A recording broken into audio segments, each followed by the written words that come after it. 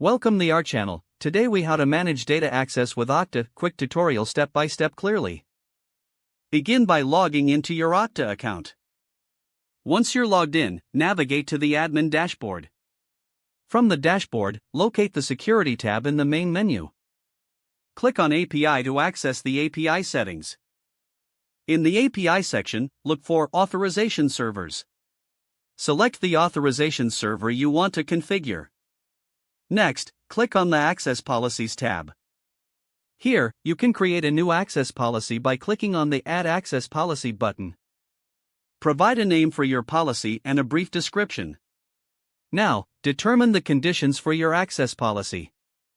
Set the criteria based on user attributes, group memberships, or any other necessary parameters. After defining the conditions, click on Next. On the next screen, specify the access rules for this policy. Add rules by clicking on the Add Rule button. In the rule settings, you can define the effect of the policy, such as allowing or denying access. Specify the conditions for the rule as per your requirements. Once all rules are configured, review your settings for accuracy. Click on Create to activate your new access policy. Return to the API section to ensure the policy is reflected under the authorization server. Now, you'll want to test your access policy. Use a test user or a service application that should be affected by the new policy. Monitor the results to confirm the data access behaves as expected. If adjustments are necessary, revisit the access policies and make the required changes.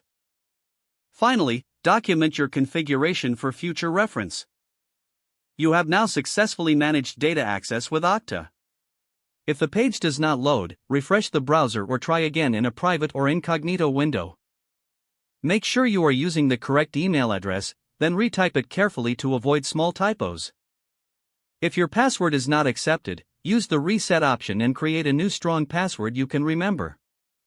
Check your spam folder for verification or security emails, then complete any requested confirmation steps.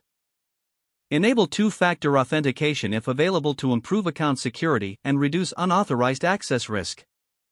Don't forget to like this video and subscribe to our channel for more step-by-step tech guides.